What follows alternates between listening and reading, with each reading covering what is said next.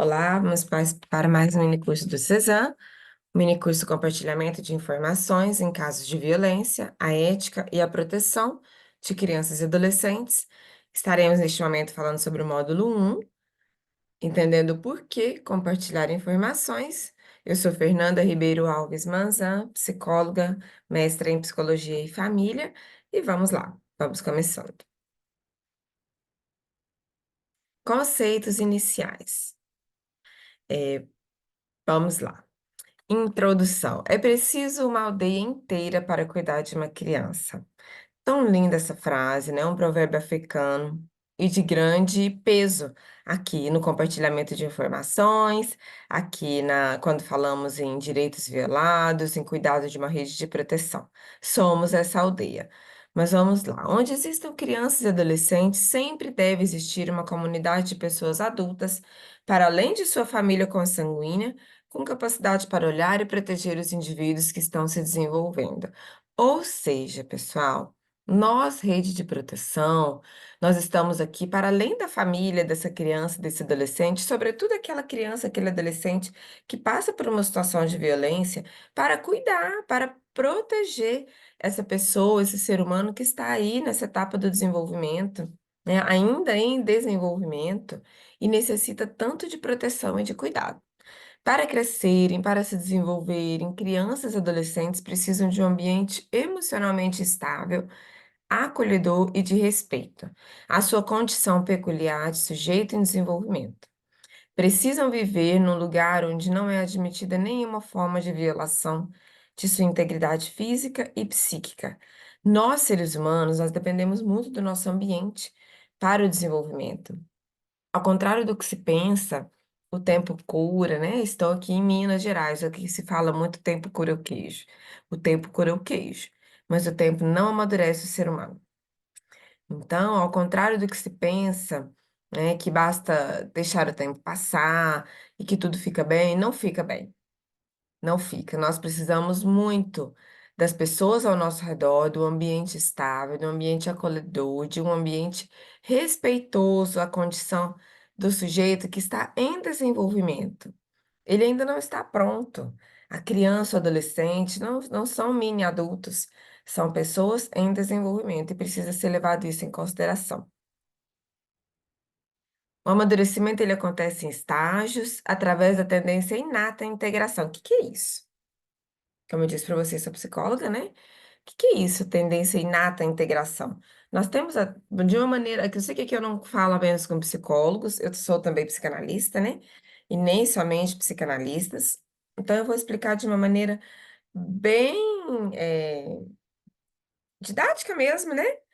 Para que vocês consigam entender o que que é essa tendência inata à integração. Isso aqui é uma teoria psicanalítica bem densa, mas vou explicar de uma maneira bem simples. Nós nascemos e nós temos a tendência de compreender cada etapa do nosso desenvolvimento, cada nova situação que vivemos, aquilo se integra à nossa personalidade, começa a fazer parte de tudo aquilo que nós somos. Então, quando nós vivemos uma situação em que nós não compreendemos, em que nós não conseguimos aceitar, em que nós não lidamos de uma forma a contribuir para o nosso amadurecimento, há um congelamento nesta etapa do desenvolvimento. Há aí uma pausa. Nossa, então o ser humano ele para de desenvolver, ele para de amadurecer naquele quesito em que houve a dificuldade. Isso assim. E aí desenvolve-se uma série de dificuldades naquela questão em específico. Então, o que que é essa tendência inata à integração? Tendência inata à integração é a nossa tendência, inata mesmo, todos nós seres humanos temos ela. Desde que em ambiente acolhedor, em ambiente saudável, nós vamos conseguir passar por isso, né? Se não estamos nesses ambientes, aí tudo se torna mais difícil. Então, é uma tendência inata à integração, à compreensão, ao entendimento, ao amadurecimento. Compreensão das mais diversas situações que nós vivemos aí em nosso dia a dia.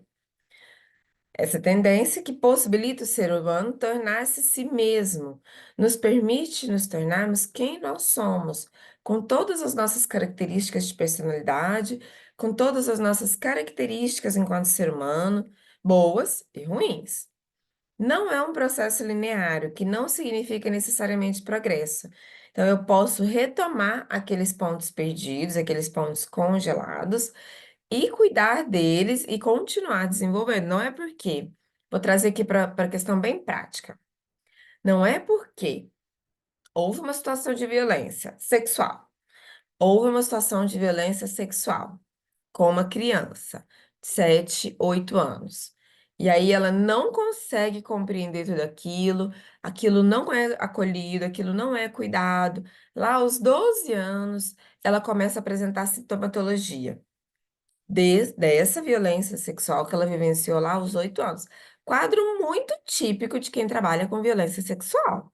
Muito, muito típico. Muito comum. E aí, lá aos 12 anos, ela começa a apresentar dificuldades. Ela está hipersexualizada, ela está se envolvendo de maneira eh, compulsiva, promíscua. Ela, menina, se envolvendo de maneira compulsiva, promíscua com vários meninos, já teve sua primeira experiência sexual, não cuida de si, não se valoriza, está triste, está, enfim, muito sintomática. Muito, muito sintomática. Não é porque ela viveu lá aos 8 anos, não foi cuidado como deveria naquela época, que agora aos 12 anos nós não podemos retomar aqueles pontos perdidos e cuidar de tudo aquilo para que ela siga no seu desenvolvimento. Então, ele não é um processo linear. Se não aconteceu agora, não vai acontecer nunca mais. Você pode retomar e pode rever e pode cuidar sim. Importante destacar que se houver fracasso na conquista de uma etapa, em geral, pode-se estabelecer um distúrbio emocional, cuja natureza está relacionada ao ponto de origem, sendo o amadurecimento nessa perspectiva um acontecimento permanentemente frágil. Nós seguimos em desenvolvimento, em amadurecimento perante toda a vida. Durante toda a vida, nós estamos amadurecendo. É claro que a infância e a adolescência, ela tem um peso muito grande. Mas nós seguimos sim em desenvolvimento, em amadurecimento durante a fase adulta também. Se houve um fracasso, eu trouxe o exemplo aí, acho que com exemplos fica bem mais fácil de visualizar. Lá aos 8 anos, aos 12 anos ela está sintomática, na vida adulta ela está sintomática. Em geral, estabelece-se aí, pode-se estabelecer, né? Claro que existem aí pessoas, ser humano, e o desenvolvimento de cada ser humano é único. Mas, enfim, pode-se estabelecer, em geral se estabelece sim, um distúrbio emocional relacionado àquele momento, aquele ponto de origem onde houve a dificuldade daquela criança, daquele adolescente. E se, por exemplo, uma situação de violência sexual, há aí muitas falhas nesse ambiente. Há a falha da proteção, há a falha que não era hora de viver uma situação de sexualidade ali, envolvendo outro ser humano. O nosso corpo humano, ele é muito gostoso, ele é muito prazeroso. Desde bebezinho, nós sentimos muito prazer, e isso é muito bom. Lá, quando o bebezinho, na mamada, cresce um pouquinho, aquele prazer em segurar o cocô e ter controle do próprio corpinho, e tantas outras coisas. A criança, ela é autoerótica. Ela não precisa do corpo do outro ser humano. Nossa, professora Fernanda, mas o que você está me falando? Que a criança ela tem sim a erotização? O ser humano tem, né? E ele não se torna, o corpo não se torna prazeroso apenas ao se fazer 18 anos. O corpo não se torna prazeroso apenas na adolescência, ele sempre foi prazeroso. Só que, enquanto crianças, não necessita do toque sexualizado de outro ser humano. O próprio toque, a própria descoberta do seu corpinho é o grande prazer. É aí que está o desenvolvimento.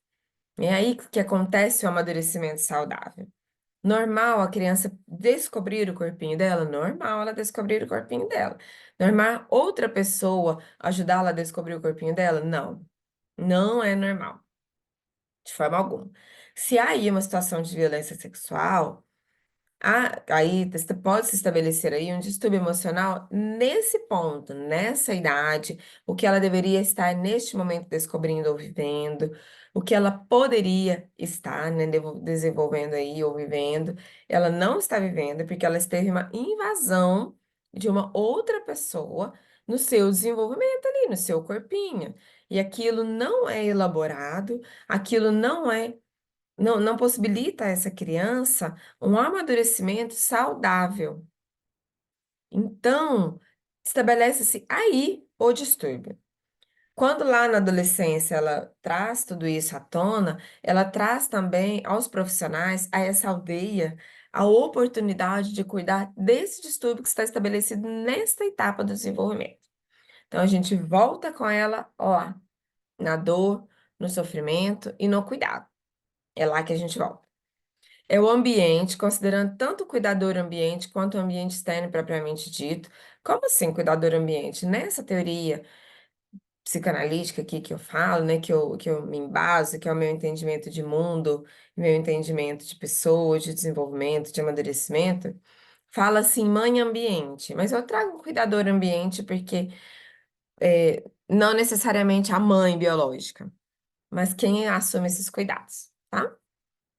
Considerando tanto o cuidador ambiente quanto o ambiente externo propriamente dito, considerando tanto, vou me usar como exemplo. Eu, para os meus filhos, enquanto alguém que proporciona um ambiente suficientemente bom, quanto o ambiente externo propriamente dito, quanto o entorno, né? O ir para a escola, a casa, a família estendida, é o que oferece as condições necessárias para cada fase do amadurecimento. Então, se, né, esse cuidador ambiente, esse ambiente externo falha, o amadurecimento ele pode acontecer com distorções, denotando que é sempre outros seres humanos que facilitam esse processo. A vida não acontece sozinha, né, gente? O ser humano ele não desenvolve sozinho, ele não vive sozinho. E trouxe aqui novamente, é preciso uma aldeia inteira para cuidar de uma criança. Nesse momento, sobressai o papel da aldeia, né? Porque nós somos influenciados pela experiência que nós vivemos e pelo ambiente em que nós estamos inseridos. Então, olha a importância, né, de uma rede de proteção que trabalha de maneira articulada, que trabalha de maneira coerente, né, com esse compartilhamento de informações, que cuida do ambiente externo dessa criança. Não basta cuidar para que não aconteça situação de violência. Não basta punir os responsáveis se acaso essa situação de violência acontecer. É preciso cuidar dessa criança e desse adolescente para que tenha condições de superar os impactos da violência e possa seguir adiante na sua vida aí, né, pelo seu caminhar, pelo caminhar de sua vida. Então, não basta apenas olhar para essa situação de violência pontual.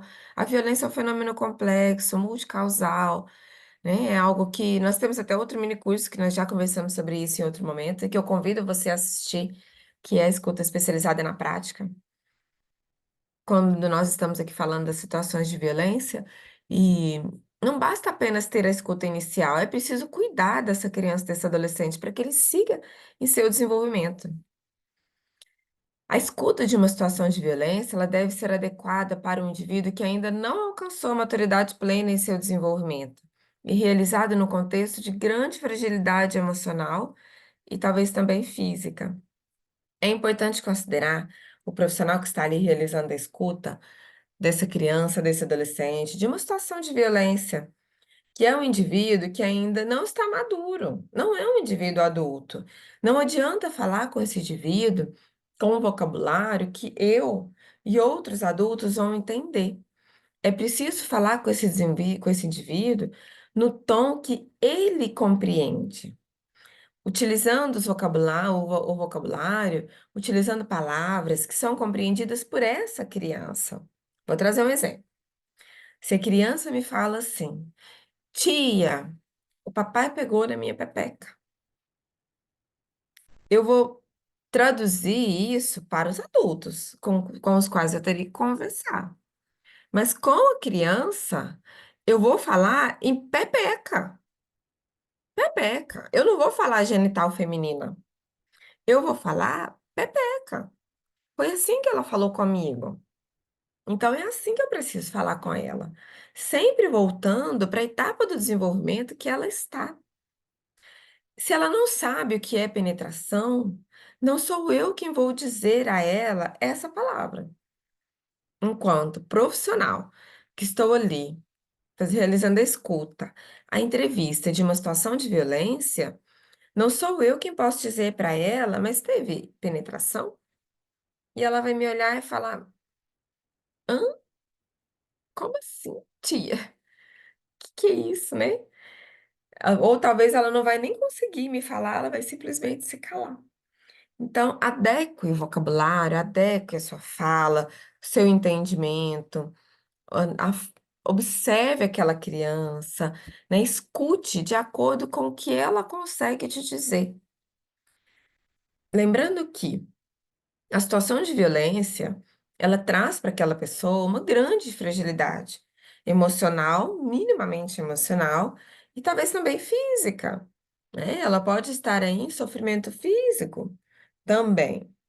Então, é algo que a gente precisa respeitar, precisa cuidar para compreender e para realmente conduzir da maneira adequada.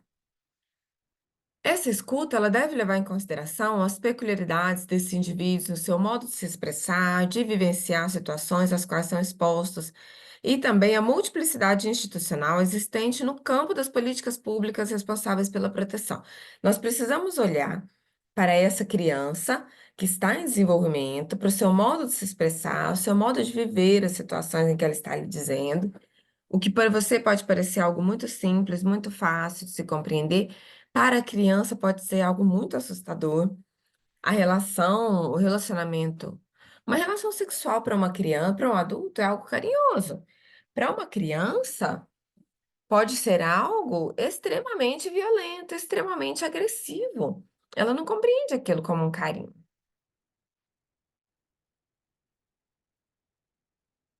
Os responsáveis pela proteção, a partir das diversas instituições e serviços que representam, devem agir inspirados pelo espírito da comunidade e solidariedade nas relações humanas, mas não apenas.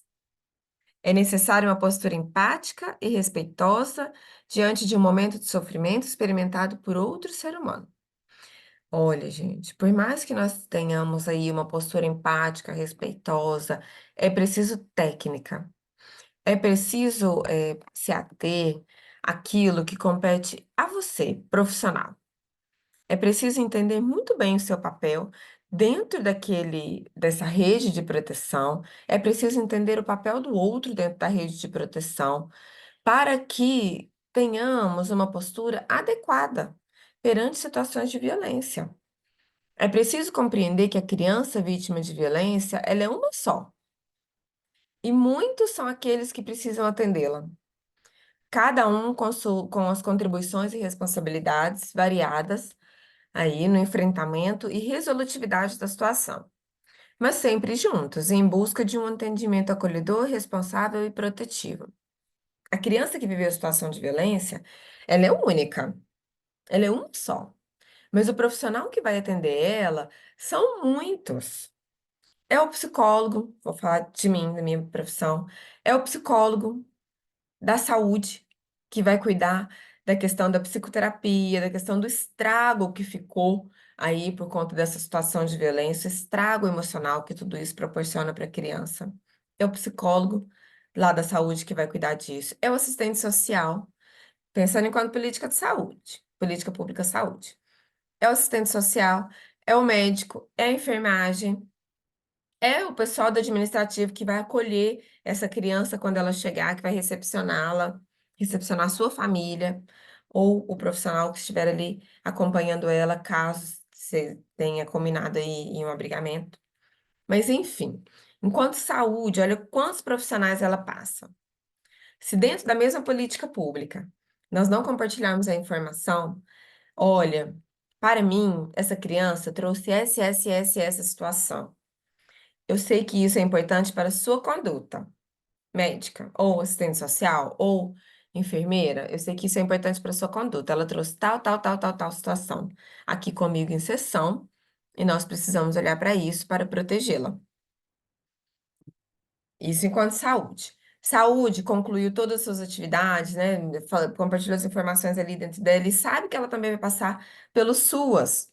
Ela vai passar pode passar por um outro psicólogo lá do SUAS, que não vai realizar o mesmo atendimento do psicólogo da saúde.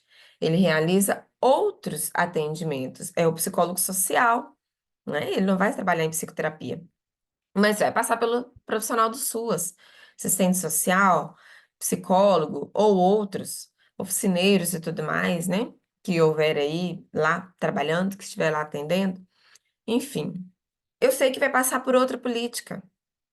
E se eu profissional, que realizei a primeira escuta, a escuta especializada ali no âmbito saúde, eu tive informações que eu sei que são úteis para o outro profissional que lá está lá na ponta, na outra política, eu preciso compartilhar com ele. Dizer, olha, profissional, aconteceu isso, isso e isso com essa criança, ela relatou dessa forma. Porque senão ele não consegue conduzir da maneira adequada. Vou trazer um exemplo, porque o exemplo é sempre nos coloca na. Sempre nos faz lembrar, né? Da ordem do prático. Uma criança diz: Olha, tia, o papai pegou na minha pepeca. Eita, e eu sigo conversando com ela e ela fala: e eu vejo papai todos os sábados, na casa da vovó. E a vovó, ela vai para. Eu vejo ele todos os sábados, todos os domingos. A vovó, ela vai para a igreja aos domingos e eu fico sob os cuidados do meu papai. Nos domingos, né? Olha só, gente, que sério. Tudo isso que eu trouxe aqui para você, né? Olha que importante para se realizar a proteção dessa criança, essas informações todas. A proteção social básica, a proteção social especial, para o Conselho Tutelar atuar, para todos atuarem aí, né? Então, a criança é uma só. Mas as políticas que vão atuar são muitas, os profissionais são muitos, e se nós não compartilharmos a informação, nós corremos o risco de fazer com que aquela criança, ela revisite dores desnecessariamente, e isso é a revitimização. O início dos parâmetros, né? Como que se começa essa conversa de compartilhamento de informações e tudo mais? Lá em 2007. Mas vamos seguir uma sequência aqui para que você acompanhe. O diálogo sobre a definição de parâmetros iniciou em 2012. Parâmetros, gente, é um documento, né? Parâmetros para escuta especializada. Iniciou em 2012 com um grupo de trabalho na Secretaria da Reforma do Judiciário, que hoje já não existe mais a Secretaria da Reforma do Judiciário. Na época, eles se debruçaram na elaboração de um instrumento voltado para a qualificação do serviço prestado por profissionais dos sistemas de segurança pública e de justiça, contextualizando a escuta como instrumento de coleta de evidências em situação de violência sexual. Na época, eles conversavam sobre um instrumento que fosse útil na situação de violência sexual e de coleta de dados, coleta de evidências, já se considerando a entrevista. Então, o objetivo era esse. E aí, a Secretaria da Reforma do Judiciário, na época, o Ministério da Justiça, estava aqui se debruçando nesse grupo de trabalho. Com o andamento dos trabalhos, os integrantes deste grupo de trabalho, eles constataram a necessidade de ampliar essa discussão sobre atendimento em outras áreas da rede de proteção. Eles perceberam que não dava para esse instrumento ele ficar somente dentro do judiciário, porque essa criança é única, e as condutas, os profissionais, e, enfim, as políticas públicas que vão trabalhar com ela, que vão atendê-la, são muitas. Então, eles entenderam que precisavam ampliar essa discussão para a rede de proteção. E, com isso, esse grupo foi vinculado à Secretaria Nacional dos Direitos da Criança e do Adolescente do Ministério dos Direitos Humanos. Então, saiu do Judiciário, do Ministério da Justiça, e foi para o Ministério dos Direitos Humanos. Andando mais um pouco, em 2015, olha quanta coisa foram sendo vivenciada aí, né? Foram sendo vivenciadas. Em 2015, este mesmo grupo de trabalho, ele foi incorporado à Comissão Intersetorial de Enfrentamento à Violência Sexual contra Crianças e Adolescentes, que havia sido instituída já desde 2007, que já estava trabalhando de forma concomitante. Mas por que tudo isso aconteceu? porque haviam muitos membros em comum, né? E eles perceberam que poderia, sim, contribuir. E essa comissão é intersetorial, o que potencializou a elaboração dos parâmetros para o compartilhamento de informações, dado o caráter transversal e interinstitucional desse fórum, permitindo trabalhar frentes simultâneas no campo das políticas públicas de proteção a crianças e adolescentes contra violência, incluindo a ampliação das formas de violência abrangidas neste documento. Isso reflete a compreensão de que a violência contra crianças e adolescentes, agora sim, é um fenômeno complexo e de múltiplas causas. O que que tudo isso quer dizer, gente? O que que tudo isso aqui quer dizer? Que esses profissionais, eles se uniram, profissionais de diferentes políticas, então tá aqui o caráter transversal, interinstitucional, porque atravessa o tempo, né? Uma instituição e a outra, existem diálogos aqui interinstitucionais, multiprofissionais, de várias políticas públicas, e aí se percebe que não dá. Não dá para isso realmente ficar somente dentro do judiciário. A rede de proteção precisa se unir e precisa conversar, compartilhar informações para que essa criança, esse adolescente seja realmente cuidado da maneira adequada, da maneira correta. Essa é a comissão intersetorial. Esta comissão intersetorial é que realiza a padronização, em que começa aí a se estabelecer, em que publica depois também, um documento chamado Parâmetros para Escuta Especializada. E aí, olha aqui, eu trouxe aqui para você a Lei 13.431, ela só é publicada em 2017. Os diálogos, eles começam muito antes dessa lei, os diálogos a respeito do compartilhamento de informações.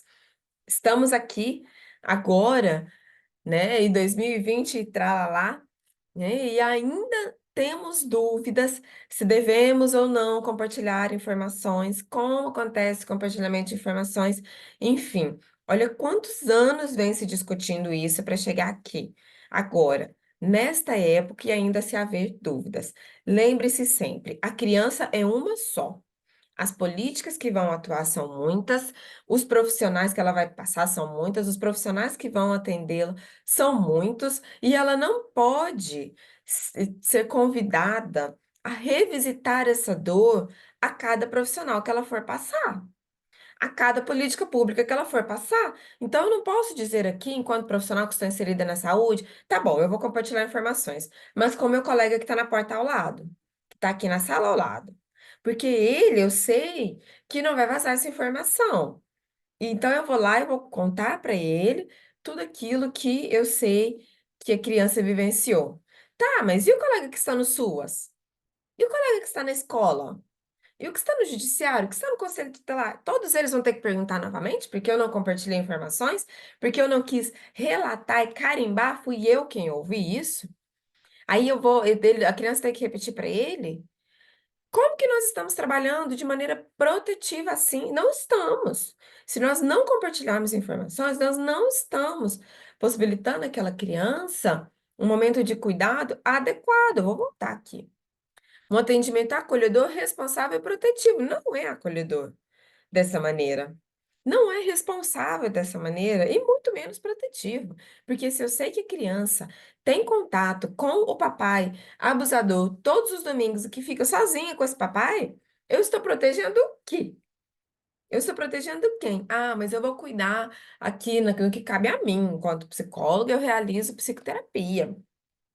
Isso aí é papel do outro, mas é papel do outro, mas eu tenho essa informação e que talvez a criança não tenha realizado, não tenha conseguido falar para o outro profissional da maneira como ela conseguiu falar para mim, por uma questão de vínculo, por uma questão, enfim, por se sentir mais à vontade. Isso eu falo eu, psicóloga, que estou na saúde, mas ela pode falar isso para a médica, ela pode falar isso para o profissional que está no SUAS, ela pode falar isso em outro lugar. Então, para que haja um atendimento acolhedor, responsável e protetivo, eu preciso entender que a criança é uma só e que nós somos muitos e nós precisamos compartilhar informações, sim. E vem essa lei, a 13.431 de 2017, e determina que trabalhemos juntos, de maneira articulada, coordenada, juntos, sem submissão, mas juntos. E então foram estabelecidos parâmetros que levaram em consideração a forma de organização setorial de cada política pública e a missão de promover uma atuação integrada entre os profissionais que compõem o aparato técnico de intervenção da rede de proteção nas situações de violência contra crianças e adolescentes. Então, esses parâmetros, né, imbuído aí dessa missão de atuação integrada entre esses profissionais, ele vem dizer: política pública, faça tudo o que compete a você, saúde, suas, enfim, qualquer política. Faça tudo o que compete a você e compartilhe as informações neste formato com a outra política pública para que ela siga com sua atuação. Tais discussões elas tiveram o objetivo da construção de ferramentas práticas para, respeitando-se a diversidade dos arranjos locais existentes, padronizar os procedimentos. Eu preciso fazer uma pausa aqui. Como assim, respeitando a diversidade dos arranjos locais existentes? Os municípios, os territórios, eles têm a autonomia de se organizar enquanto políticas, como que eles vão receber essas situações de violência, esses casos de violência, e como que eles vão conduzir. Então, é preciso respeitar os arranjos locais, sim. Não adianta eu dizer, olha, tá, e aí ela vai apresentar sintomatologia grave e ela precisa ser encaminhada para um CAPS infantil. Estamos falando de um município de pequeno porte, de 30 mil habitantes, e que não tem o CAPS infanto-juvenil. Então, de que adianta eu falar, tá, não tem aí, então ela vai ficar sem assistência? Não.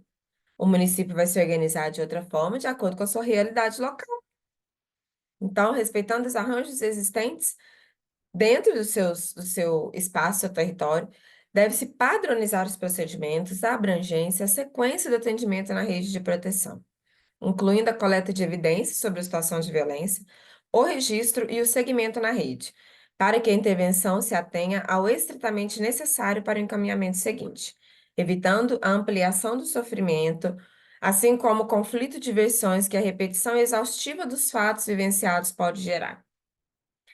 Então, a gente tem o papel de coletar as informações que nós precisamos, compartilhar as informações com o próximo serviço que for atuar, desenhar o fluxo de atendimento, olhar, ao passar, ao ouvir uma revelação espontânea de uma situação de violência, deve-se encaminhar para tal lugar, tal lugar e tal lugar.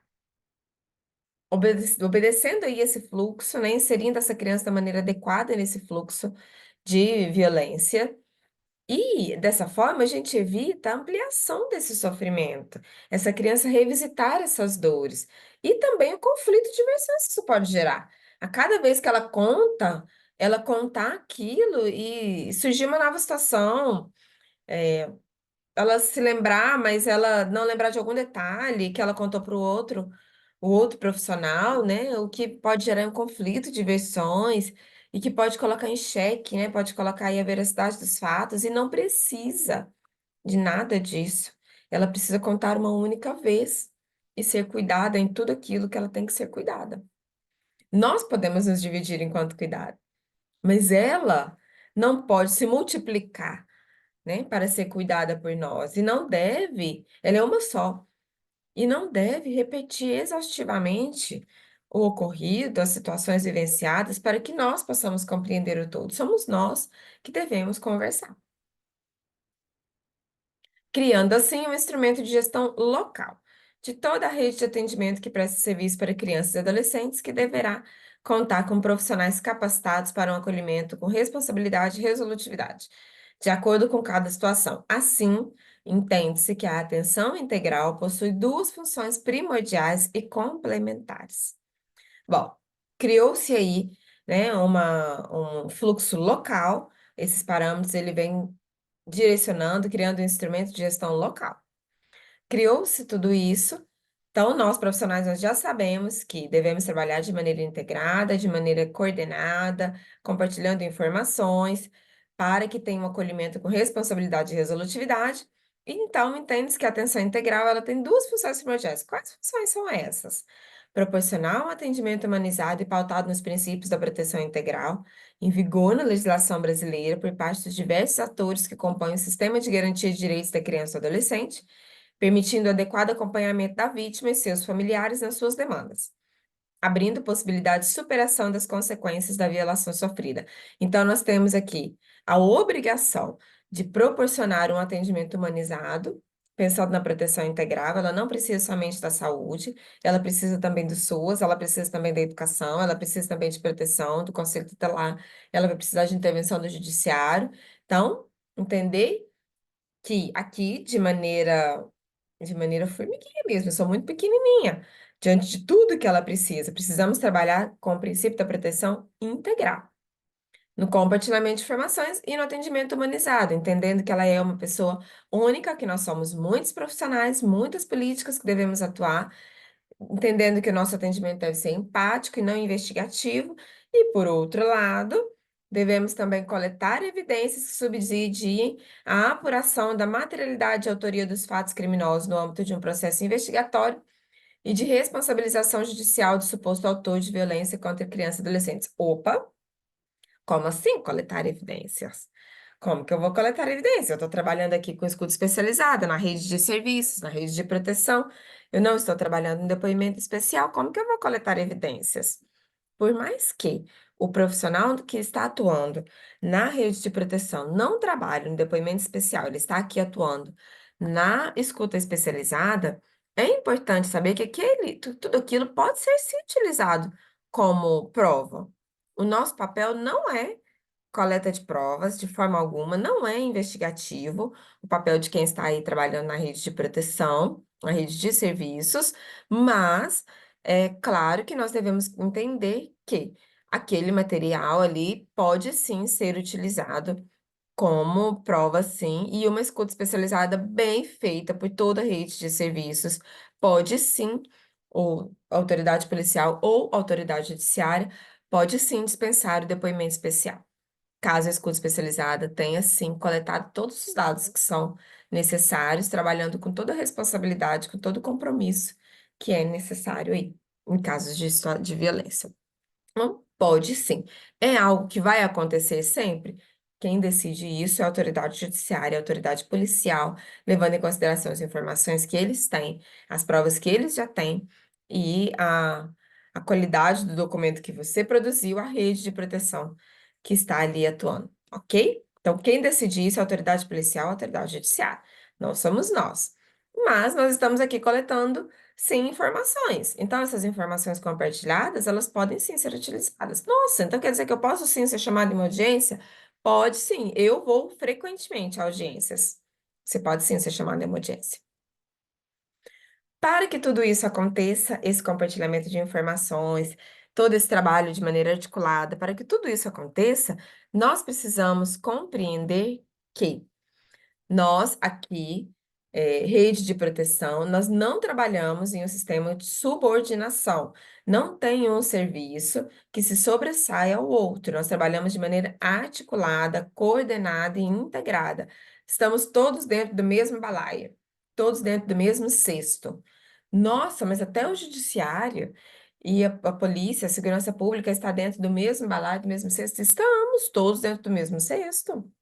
Nós precisamos muito da atuação do judiciário, e o judiciário precisa muito da nossa atuação. Nós não precisamos esperar a judicialização dos casos para atuar, né? Eu convido você que está aqui assistindo essa aula a assistir o minicurso anterior. O minicurso escuta especializada na prática, que eu esmiuço isso aqui, essa atuação em rede, né? E eu venho esmiuçando essa não subordinação que a lei da escuta protegida determina. Não dá para a gente aprofundar nisso aqui, senão nós não conseguimos caminhar. Princípios norteadores do atendimento protetivo. Ai, tão importante falar sobre isso, né?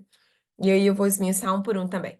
As crianças e os adolescentes são sujeitos de direitos, elas têm direito à proteção integral, seu interesse superior, né? Sempre olhado o interesse superior aí, a prioridade absoluta, intervenção precoce, mínima e urgente, participação, não discriminação, dignidade e acesso à justiça. Que esses são os princípios norteadores de um atendimento realmente protetivo. E aí vai ficando cada vez mais claro o porquê do compartilhar informações. São sujeitos de direitos. A criança e o adolescente são sujeitos de direitos. A condição de sujeito de direito significa que crianças e adolescentes são, tanto quanto os adultos, signatários de direitos. Nós não podemos lidar com as crianças como se elas não tivessem direitos. Pelo contrário, nós precisamos resguardar esses direitos. Nós temos o dever de resguardar esses direitos, assim como os direitos dos adultos. Não pode ser violado nenhum direito contra a criança, da criança e do adolescente. Direito à saúde, direito à educação, direito ao esporte, ao lazer, a ser cuidada, a ser protegida por sua família, por toda a comunidade, pela sociedade, enfim, são sujeitos de direitos. Tão claro, tão óbvio, mas por vezes nós vemos crianças tendo seus direitos negligenciados, né? Proteção integral. Todas as crianças e adolescentes devem receber proteção especial em função da sua condição peculiar de pessoas em desenvolvimento, não são sujeitos prontos, adultos, maduros. Em razão dessa peculiaridade, elas são detentoras de direitos destinados aos adultos, e além destes, nós já falamos que elas são pessoas em condições, são pessoas sujeitos de direitos, né? Então, além dos direitos dos adultos, há um conjunto, além desses, há um conjunto de direitos específicos que visam assegurar a esses grupos etários plenas condições para seu desenvolvimento integral e sem violências. A integralidade é também expressa na indivisibilidade de seus direitos. Ah, mas não, ela está indo para ela apanha todos os dias em casa, apanha muito. Mas ela está indo para a escola todos os dias. Não, peraí, peraí. Ela precisa ter todos os seus direitos resguardados. Interesse superior. Confere à criança e ao adolescente o direito de ter os seus melhores interesses avaliados e tidos em conta como uma consideração primordial em todas as ações ou decisões que lhe dizem respeito, tanto na esfera pública como na esfera privada, sempre olhando para os melhores interesses da criança. E aqui eu vou trazer um exemplo muito, muito específico da condição de uma situação de violência para a gente poder pensar, né? Compartilhamento de informações. Gente, nós estamos falando aqui que a criança é única e as políticas públicas que vão atuar são muitas, muitas as políticas, muitos os profissionais que vão atuar. Não estamos falando nisso? Pois então, pois então, lembre-se do melhor interesse da criança. É melhor a criança repetir isso para 5 profissionais ou é melhor que esses profissionais conversem entre si e a criança diga uma única vez? Claro que é melhor que a criança diga uma única vez, que ela relembre toda essa dor uma única vez, e que esses profissionais, eles consigam conversar de maneira técnica, de maneira responsável e pensando na resolutividade do caso, do que perguntar para a criança novamente. Prioridade absoluta. Compreende a primazia em receber proteção e socorro em quaisquer circunstâncias. Precedência de atendimento dos serviços públicos ou de relevância pública, preferência na formulação e execução de políticas sociais públicas, destinação privilegiada de recursos para a proteção de crianças e adolescentes. A criança tem prioridade absoluta, ela está em desenvolvimento, ela não consegue por si. Então, ela precisa sim passar na frente de tudo isso, né? Se temos uma criança aqui em sofrimento, nós precisamos atendê-la. Ela tem prioridade absoluta, e isso também deve ser levado em consideração na formulação das políticas públicas. Intervenção precoce, mínima e urgente. Por intervenção precoce, entende-se a intervenção das autoridades competentes, que deve ser efetuada logo que a situação de perigo seja conhecida. Por intervenção mínima, compreende-se a intervenção que deve ser exercida exclusivamente pelas autoridades e instituições cuja ação seja indispensável à efetiva promoção dos direitos e à proteção da criança e do adolescente. E por intervenção urgente, entende-se prover respostas rápidas às adversidades sofridas pelas crianças e adolescentes em respeito ao primado do direito. Ou seja, gente, ou seja, nós estamos aqui falando de intervenção precoce o mais rápido possível. Tomamos consciência, né? Temos ciência de uma situação de violência, atua rapidamente. Intervenção mínima, exatamente os serviços que devem atuar. Vou trazer um exemplo. A escuta especializada ela vai acontecer no serviço específico de saúde. Pode ser o CREAS, o Serviço Específico de Assistência Social. Pode ser outro. Pode ser um centro integrado. Isso depende de como o território se organiza. Mas, enfim, vamos colocar uma situação de saúde, uma situação hipotética de saúde para exemplificar aqui. Ela vai acontecer no serviço especializado de saúde, mas aqui na psicoterapia, Na atenção básica, a criança começa a revelar uma situação de violência. E aí, eu aqui, psicóloga, eu tô aqui atuando na atenção básica, eu vou acolher essa criança e vou encaminhar ela para o serviço correto. Eu não vou realizar aqui a entrevista, né? Eu não vou realizar aqui a escuta especializada. Eu vou acolher a revelação espontânea e encaminhar para o serviço correto. Então, intervenção rápida, precoce, né? Ela é precoce, que tomei consciência da situação de violência, já encaminhei para o lugar certo, intervenção mínima, não realizei as intervenções que eu não vou cuidar daquilo depois, já encaminhei para o lugar correto. E urgente, resposta rápida. Então, pode ir agora. Pode ir semana que vem nesse serviço. Busque este serviço o mais rápido possível. Essa criança tem isso que resguardar, né? Enquanto atendimento protetivo.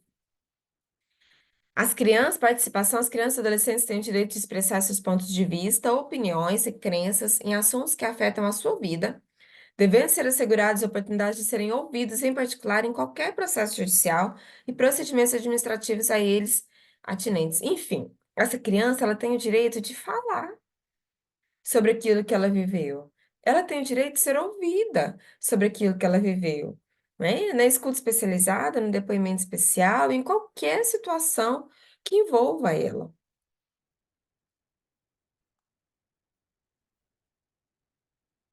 Passou demais. Aí. Não discriminação. Toda criança e adolescente tem o direito de ser tratada de forma justa e igual, independente de raça, cor, sexo, idioma, crença, opinião política ou de outra índole, origem nacional, ética ou social, posição econômica, deficiências físicas, nascimento ou qualquer outra condição da criança, de seus pais ou de seus representantes legais. Não pode haver discriminação, não pode haver rótulos ali. Ela tem o direito de ser tratada de maneira justa e igualitária. Dignidade. Tão óbvio, né, gente? Mas a gente precisa relembrar o óbvio, até para poder conversar sobre o porquê do compartilhamento de informações. Cada criança e adolescente é um ser humano único e valioso, e, como tal, a sua dignidade individual, necessidades especiais, interesses e privacidade devem ser respeitados e protegidos, incluindo a inviolabilidade da integridade física, psíquica e moral da criança e adolescente, e a preservação da imagem, identidade, autonomia, valores, ideias, crenças, espaços e dos objetos pessoais. Todo ser humano tem direito a ter a sua dignidade preservada, né? É um ser humano único e valioso, toda criança e adolescente também. E olha que importante aqui, ó, incluindo a inviolabilidade da integridade física, psíquica e moral da criança e adolescente, a preservação da imagem, identidade, autonomia, valores, ideias, crenças, espaços, objetos pessoais. Eu não posso compartilhar informações, não quer dizer publicar no jornal. Não quer dizer sentar na mesa do bar e contar para todo mundo. Compartilhar informações quer dizer contar para o outro profissional que vai atuar no caso aquilo que eu sei para que ele também saiba e também consiga ter as suas condutas adequadas. Isso é compartilhar informações, ok? Acesso à justiça. As crianças e adolescentes também é assegurado o primado do direito, com observância do devido processo legal, do contraditório, da ampla defesa nos processos judiciais, que figurem como parte, incluindo o direito de aconselhamento jurídico. As crianças também têm acesso à justiça, né? E elas, pelo contrário, né? Assim, pensando que elas não têm acesso, elas têm a prioridade absoluta, é o seu interesse superior ali, né? Considerado sempre os melhores interesses da criança e para o judiciário também. Não somente para a rede de proteção, rede de serviço, mas também para o judiciário. Essas foram as referências que nós utilizamos aqui neste mini curso todo, nesta primeira aula, e na aula número 2 também, o módulo 2 que vem já já. Fica o convite para assistir a aula número 2. Parece muito teórico, e é realmente. Essa primeira aula é muito teórica, porque nós precisamos falar daquilo que embasa o compartilhamento de informações, por que que ele acontece, quando começou a discussão a respeito disso, do compartilhamento de informações. Então, ele é muito teórico mesmo, essa primeira aula. Então, entender o porquê compartilhar informações. Entendemos o porquê compartilhar? Porque essas crianças, elas precisam desse compartilhamento. A criança é única e nós, profissionais que vamos atuar, somos muitos, então nós precisamos compartilhar essas informações. Entendemos o porquê de maneira muito teórica e agora vamos entender a ordem do prático. como esse compartilhamento de informações acontece. Volta já para a aula número 2.